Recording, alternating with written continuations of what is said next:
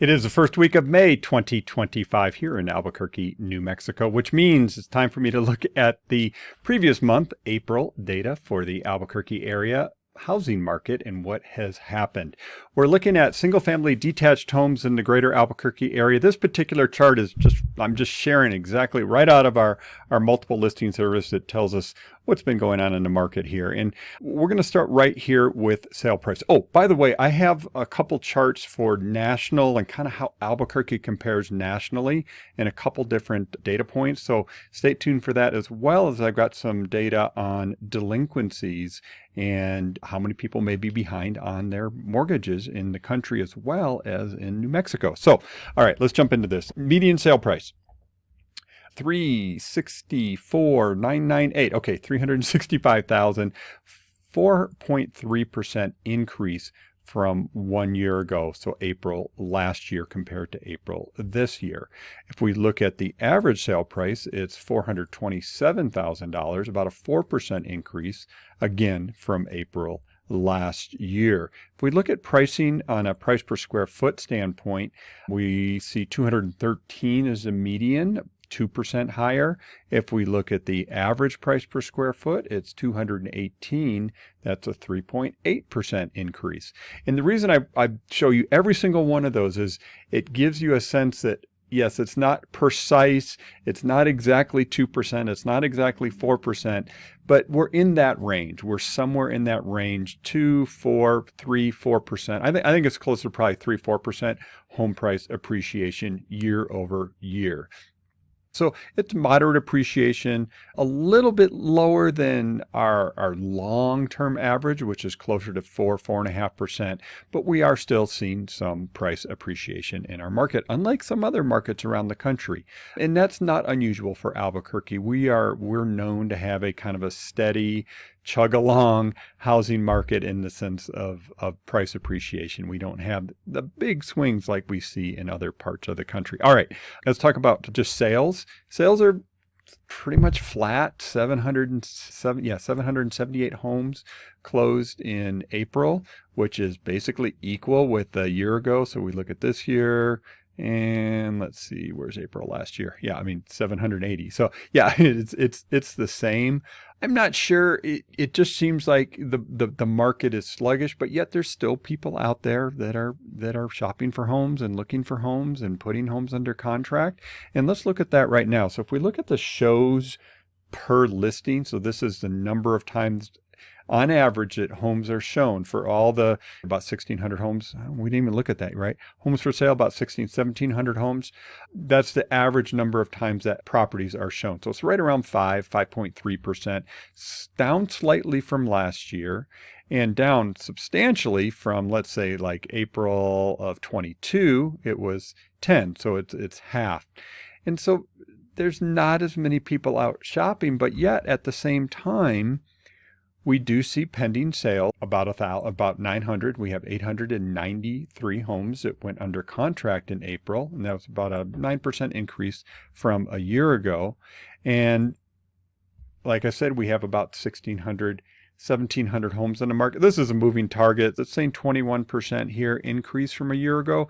It's somewhere in that 21 to 22%, 20 to 30% increase in the number of homes on the market in the Albuquerque area. And the reason I say that is because it really depends on how it's measured, and it's pretty complicated, and I'm not going to get into it. But we have seen an increase in the number of homes on the market. And that was one of the big pictures things I wanted to share. So what this chart is, this is a national heat map of the number of homes, the change in the number of homes on the market from April of 2019, so pre-pandemic, to today. In the Albuquerque area, we're still down slightly. It's down about, I think, 25%. So it was 1,685 using this particular measurement versus 2,311 in April of 2019. And we're kind of one of these kind of tan colors here. You can see the heat map here.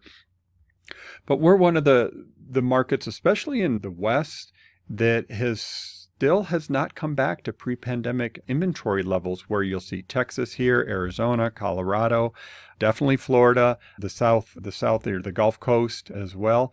But markets in the Midwest and in the Northeast, they're still down as well. Look at that. Chicago down 62% from pre-pandemic levels. So it's interesting. And I point this out because every market is local. Real estate is local. I know I say it over and over again. What's happening in Albuquerque is not the same as what's happening in Phoenix, although we seem to get lumped in with Phoenix so many times, but it's not the same. Here's another one, again, pointing out the difference between the different markets around the country.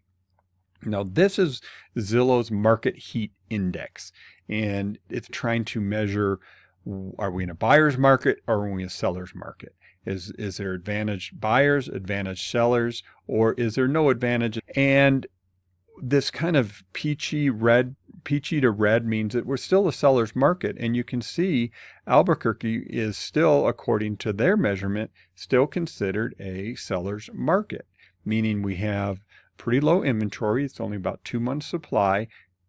And that's considered a seller's market.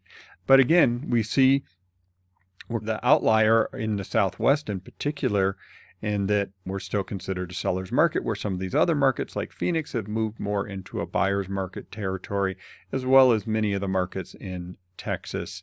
Of course, Florida as well. Florida's kind of like an anomaly all by itself. But again, Northeast, Midwest, still very strong seller's market in those areas. All right, last one I want to go over is mortgage delinquencies. Yeah, not a nice thing, actually. Think about this. It's like this is somebody's home and they're delinquent and they're not able to make their mortgage payment. It's kind of nasty stuff, but it's important to gauge the sense or what's going on with the market when we look at this. So this particular chart comes from ICE, which has the largest database of mortgages in the entire country. And what they're saying right now, the delinquency rate in 2025, this was April data, might have been March data. Yeah, it's March data. They're saying the delinquency rate, meaning people that are 30 days or more late on their mortgage, is 3.2%, which is below the 2000 to 2005 trend. It's saying it would have been 3.9. So we're still below historic levels for delinquencies. And of course, you can see we go back here to 2008, 2009, 2010, and all that ugliness. And of course, at the beginning of the pandemic, we had this big spike, and that was because, of course, a lot of people got their mortgages put on hold and they went into the forbearance program. So those were still counted as delinquencies, but most of those people have come out of that without losing their home. So that forbearance program was a really good program that was going on during the pandemic. And then if we bring this a little more local, not Albuquerque local, but a little more local, this is for New Mexico. The delinquency rate nationally, again, we just saw is 3.2, but for Albuquerque, it's 2.7. So we're below the national average, doing pretty well there. So there's not a lot of distress. One important thing I want to just point out when we're talking about the people that are delinquent on their mortgages, again, is about 3% that are 30 days or more behind on their mortgages. Thing is, only about 60% of people have a mortgage. 40%, and this chart is one I did here a while ago looking at last year's numbers. About 39% of people in our area are free and clear on their home. They have no mortgage at all. So the number of people in distress is very low, nothing like we've seen in the past, and really it's still at very historically low levels. And so if you ever see any of those charts, there was a chart floating around saying, oh, FHA mortgage delinquencies have spiked. Yes, they have, but you got to look at the value, not just the percentage, because many times it's just giving you percentage, and yes, they're coming off a very low level, and it does sound like a lot, but you have to look at the total values to see. So a lot of information as normal. If you got any questions about what's going on in the Albuquerque real estate market, you can reach out to me. I'm Tego Venturi with the Venturi Group of Real Broker, and our phone number is 505-448-8888. Take care.